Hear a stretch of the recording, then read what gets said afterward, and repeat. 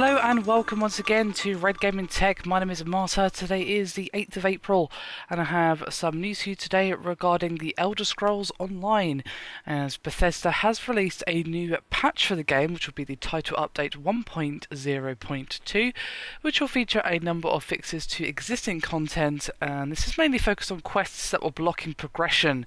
Now there's quite a few fixes here, so I'm just going to get started.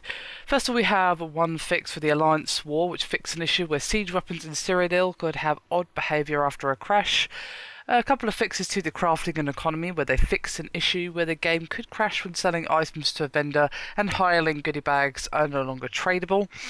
As for dungeons and group content, they edited the names for a number of items found in dungeons. Shagarath's Tongue, the cave boss, now respawns at the appropriate rate.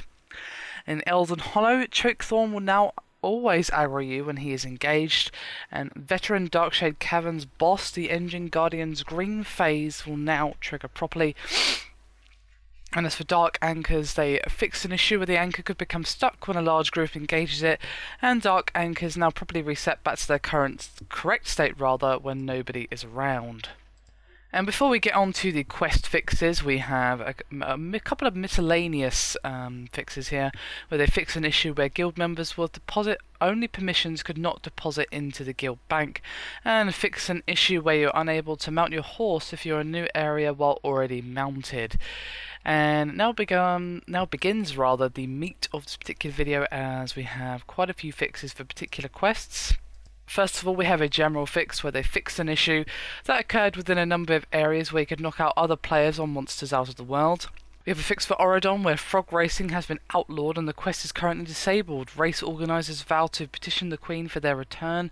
Wishing wells have been removed from Skywatch. Several ties. High Kin Lady Estra should now always appear when she should. In the name of the Queen, Kolanwa should no longer get stuck and block quest progression. Rights of the Queen, Queen Ariane should no longer get stuck and also block quest progression. The Mallory Mora, Yuri Santar will no longer instantly respawn. Deshan challenged the Tide, and you can no longer repeatedly summon Groznak. And the quest Galumbra, there we go, the Ghost of Westry, fix an issue, so listen to Rosland and Leon's discussion, now properly complaints and advances the quest. Reclaiming the elements, each of you is now able to open a portal and advance the quest. Mastering the Talisman, Gabrielle now always spawns near her tree. Championing the Guardians, if a monster that is defending the Warises gets stuck, it will now reset properly and advance the quest. The next one on our list is Reclaiming the Elements, where they fixed an issue that was causing the quest to break when abandoned. And we have a fix for Wolves in the Fold. Refugees should now properly transform into werewolves as intended. Gratwood, Unsafe Haven, Jirte should always now spawn on the boat.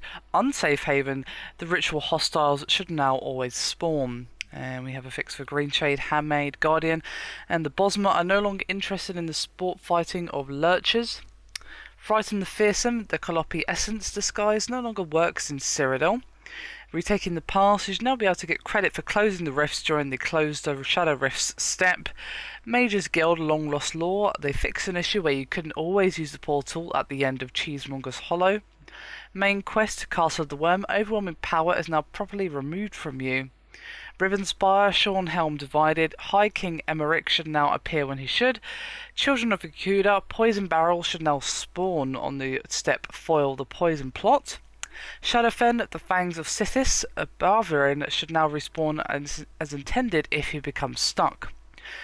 Stonefalls, Desperate Souls, the boss event now properly resets if the boss gets stuck. Enslaved in Death, Spectral Slaves should now be able to be freed as intended. The Brothers Will Rise, you should no longer get blocked when dying to a summoned Atronach.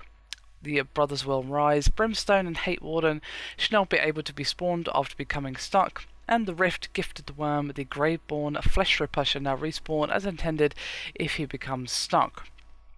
Now to finish up this list, we have a couple of fixes to the UI in which they added an English textual warning when deleting a character, reminding you that items still attached to characters on deletion will be deleted as well. This includes items granted through pre-ordering, such as Imperial Editions and Beta Rewards. Reduce the number of characters that can be entered into a chat message. This should resolve an issue where some messages were too long to properly view in the chat window. So there you have it, a rather lengthy list of fixes there. It seems that there was a bit of a problem with people getting stuck and blocking the quests, and it seems to be mostly what this patch was focused on. As I did say, it was focused on the progression blocking issues. So there you have it, that is the latest patch for the Elder Scrolls Online. So hopefully if any of you have been suffering from any of those quest issues, they will now be fixed. Anyway, that is me done for this video. Hope you've enjoyed it. Thank you very much for watching, and I'll see you next time.